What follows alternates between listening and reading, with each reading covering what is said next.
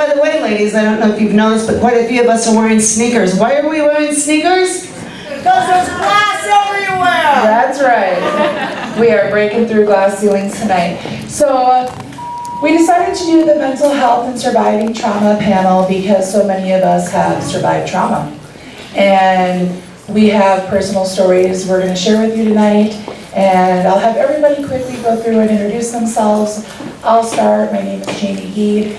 I'm the Vice President of Liberty and Justice for All, and I'm the Outreach Director. I also work with Pennington County and with the criminal justice system. And I'm pretty sure I was in 5th grade when I was labeled a feminist, and I remember saying, "Don't call me a feminist just because I'm a woman with strong opinions." So, okay, I'm a feminist, and that's how that turned out, and I'm all right with that. So, yeah, that's why I'm here. Go ahead.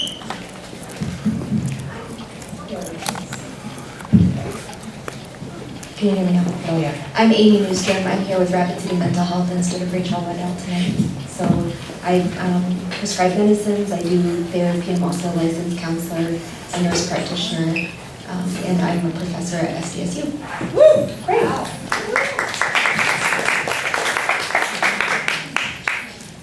My name is Tony Diamond. I'm president of the Black Hills Center for Equality. I'm a sexual assault survivor, so I'll be speaking from that perspective.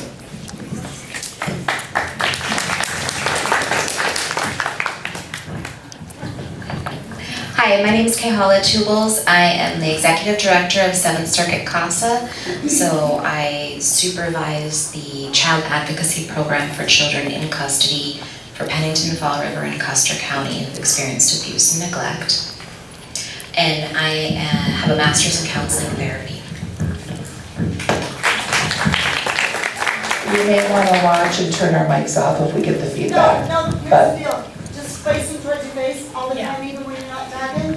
And she good? It's when we say some other thing. Okay, good. And I did it for everybody else. Love that. Right. My name is Chris Jenkins. I am a mental health provider here in the community, and I help a lot of women through trauma.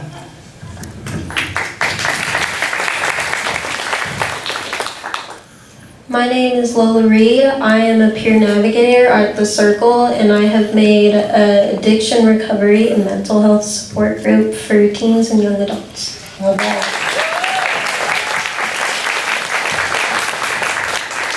So I'll kick the panel off.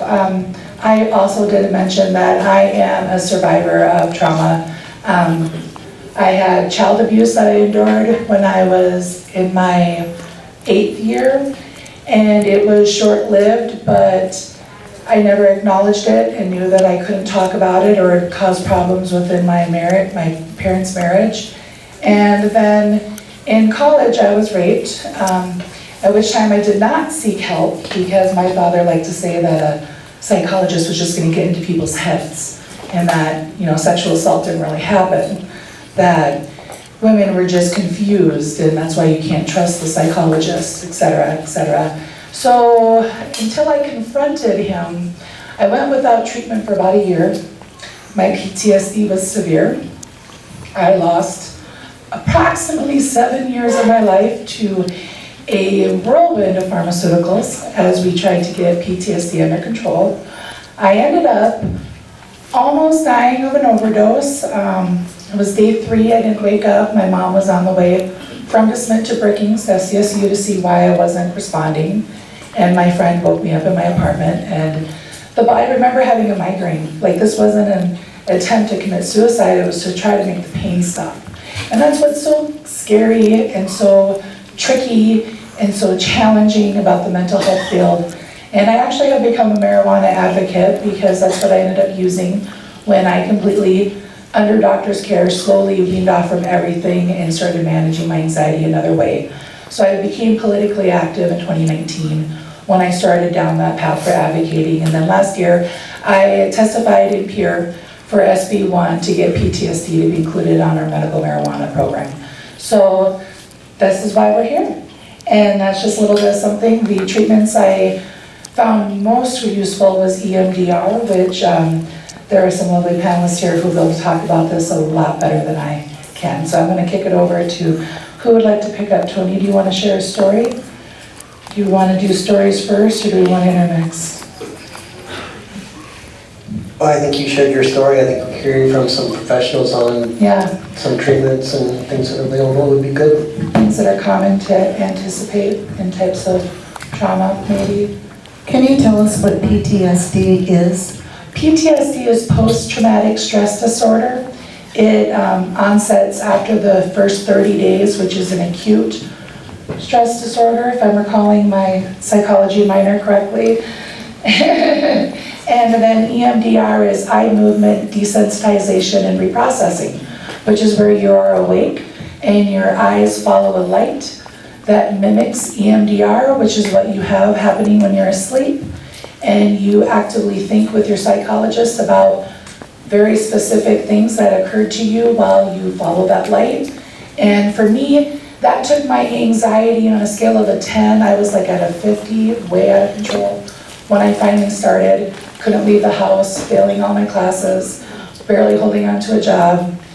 And I got to about a 7, where it was manageable, where I'd still have bad days and panic attacks and things like that. So what do you think you find is the most useful for people seeking treatment? Sooner is better than later, am I correct in that? For finding help? I don't do an EMDR, but I can definitely recommend those who do. But after EMDR, the way you describe it, I would utilize just psychoeducation with the CBT, which is cognitive behavioral therapy, and just help understand what your thoughts and being able to redirect your thoughts, so that'll help decrease anxiety.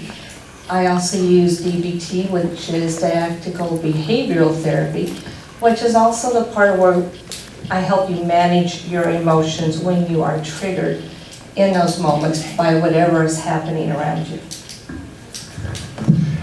I went through CBT, and I would say finding somebody who can help you with your trauma and finding somebody who's going to be able to work with you. You need to feel comfortable working through your trauma. And finding somebody who makes you feel comfortable, because when you're opening up that wound, it's not easy. Trust me, it took me 30 years before I finally admitted that I was raped. And even still, that was over 30 years ago. That pain is still real today. And so finding the right person that you can open up to and be able to be vulnerable with is important. So you need to make sure that when you find that person, going through CBT is not easy, because you have to relive that experience. And it's painful reliving that experience. So finding somebody you're safe with, where finding a licensed professional, I think that's very important to find somebody, but then also finding a peer support group that's going to help you on the other side of it too is very important too. Having a good, strong support group to help you, as well as a licensed professional, I think is very important. And Lola, you help with addiction? Yes, that was kind of my first thought for this group, was kind of an addiction recovery support group for teens and young adults. But with the people I was first working with, we kind of realized that mental health is a huge part of addiction. Personally, I went through the same kind of traumatic event, and I went into a pretty bad addiction to where I was not only hurting my friends and losing people, but hurting my family as well. So I finally had enough, and I gave up that addiction and started on my sobriety journey. And so I want that same support that my family gave me. So I want to help others by supporting them as a peer. And how do you come across in your treatment? What do you find to be most helpful with people who have survived trauma? Well, I think everybody's an individual, for sure. I think we have to remember that you survive your trauma because you are a survivor. Our brains are built to survive. And so the trauma is the abnormal part. You are not abnormal. in struggling with these things that you've suffered. But the goal is to help you be more comfortable in your life and function. And so I think it takes a variety of treatments. I think that is, it's varying. Somebody mentioned psychoeducation. I think that's useful.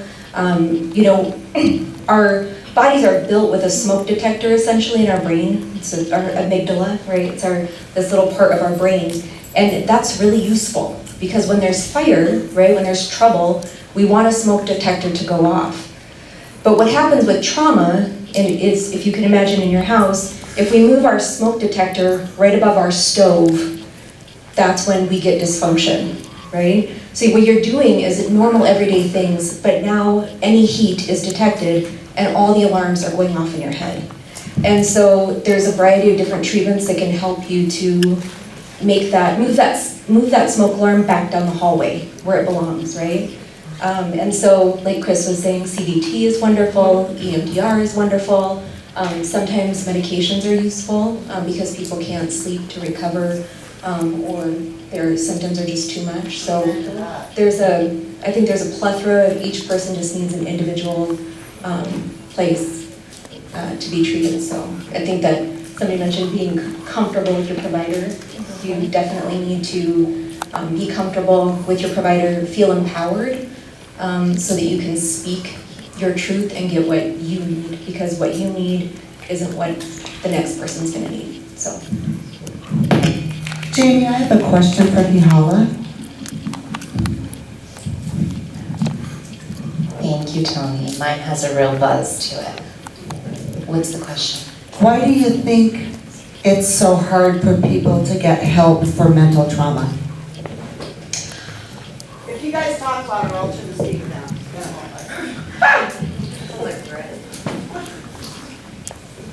I mean, I think that we all know we have real issues like provider shortages and an unreasonably expensive healthcare system that is, the payment is a barrier, but also just the bureaucracy of entrance can be a barrier.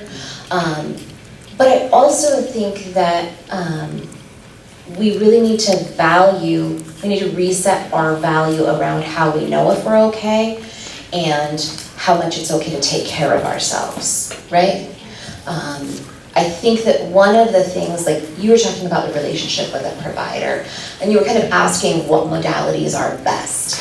And it's interesting because I've seen studies that show that there is no one identified best mode of therapy. Really, it's that relationship with your provider. Do you trust them? Do they listen? Does it feel safe there? And is it okay for you to be there enough, whatever that means for you, in order to move through the experience and get into a healing place, right? And really a place of resilience is what we're talking about, right? We're talking about trauma and we're talking about resilience. And some of that trauma is big instances and some of it is societal messages around how valid or invalid just our base existence is, right? So I think when we think about how hard it is to reach help, it's like, how sincere is help in the first place anyway? Or is the message around it's not even okay to be in a place of need? Does that help, Renee? Yes, it really does, thank you. Most definitely, I think the stigma is one of the hardest things to get over, is just being able to admit it to yourself that it's okay that you can't handle it. Because everybody's like, oh, can't you just move on? It shouldn't be that big of a deal. When are you gonna get over this? But what people don't realize is that your will wants to be over it, but your body is not over it. Things have been activated in the brain, things have been activated in the body. The body carries trauma. And so it's the most interesting experience. Like I said, it's been over 30 years for me. And I'm returning, I just moved back to South Dakota and out of an abusive relationship, and I'm triggered. That relationship triggered a lot of things for me. And I think it's important for people to know that there's gonna be things that are gonna trigger you. It could be a sound, it could be a voice, it could be a smell, it could be, and you have to realize what your triggers are and learn to develop coping mechanisms for those things. What is it? How are you gonna be able to cope with it? It could be learning a mantra, it could be counting, it could be a breathing exercise, it could be, there's different things you can learn to help cope, but learning things to help you. It could be being able to call your girlfriend on the phone and say, hey, I'm having a hard time right now. But being able to find those things that are gonna help you to be able to cope and be able to overcome that situation. But knowing that, I think for me, the biggest thing is knowing that I don't have to do it alone, that we are not alone, and it's okay not to be okay. I can say that again. It's okay not to be okay.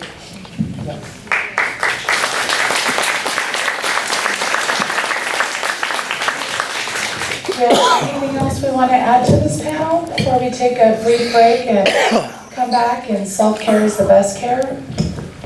I think it just is important. I think one of the things, and I don't want to lean into the binary too much here, but I think one of the things that can be special, really what we're talking about, is support relationships. And women do have a type of peer-to-peer support that has survived a tremendous amount of oppression and patriarchal dismantling.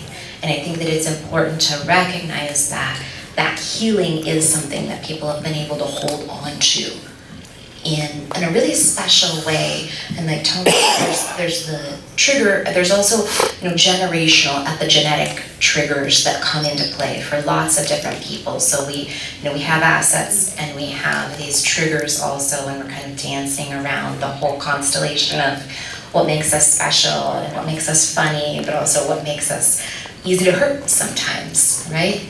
But I do think that there's something very special about the way that women support each other through these challenges. Most definitely. I was wondering if it was okay to ask the audience additional Yes. questions they would like to ask of the panel, if there were things that were not answered.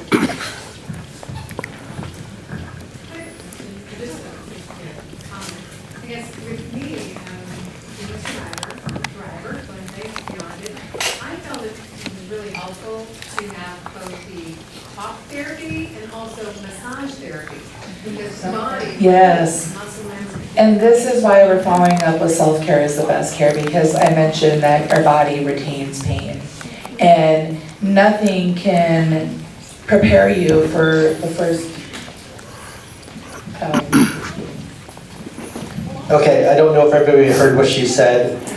sorry. She was saying that, she was talking about how massage therapy is also important as part as the healing process. Yes, with the speech therapy, yes, we have both. And that's actually going to be one of the panels that comes Yes. up also, so we're going to be talking about that too, but that is also very good. Thank you for Yes. bringing that up. Yes, because there's just nothing that can prepare you for your first yoga session after you've been dormant for so long, and all of a sudden everybody else is chilling on the floor having their happy time and you're just sobbing. Or you'll be in a massage and the next thing you know, like you're sobbing, your body is releasing. And so those are the things that you don't really find in a book somewhere that's perfectly, this is how to, there is no how to, but when you find a way to release the stored trauma, it's really wonderful, yes. I was curious, Lola, if you could tell us a little bit about the circle or what that program entails or how to connect young people in our life with the work that you're doing. Yeah, so the Circle is a place created by Joe Barr. It also goes by Family Connection Center. We provide housing to teens and young adults that experience housing insecurity, such as they may have aged out of foster care, just a bunch of different issues. So we provide transitional housing to them. And here, or at the place that I specifically work as a peer navigator, we have independent life skills classes, cooking classes, kind of to teach the people that come in the basic life skills that some people don't always get to like have the people to help them learn that. So with my group,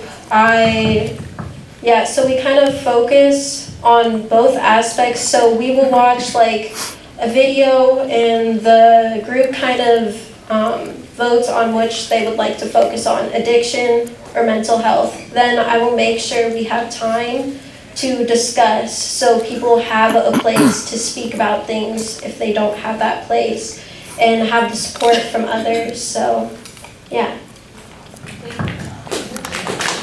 And Lola, if they wanted to know more or learn more, where would they go to find more? Yes, I have a table out over there, kind of by the MMIW table. I have a pamphlet with my group called The Great Escape. And then I also have a pamphlet of the circle. We have the circle's phone number on my Great Escape pamphlet. So if there's any questions, you can call there. And then I have all the details of my group on my pamphlet. Great, wonderful. Just to follow up on that, because I love the circle and I love Joe and his vision. I'm a board member of that. I want you to be looking on Facebook for our open houses. We're going to have 2 open houses. And I hope they have the before and after of what they've done with the space for youth and all of the programs that they help with. It is an amazing need in this community, and there's really no one better to fill it than people like you and Joe and his team. And so please be looking on Facebook for Family Connection Center. We'll have 2 open houses in September where you can come and just see it all at work. Great.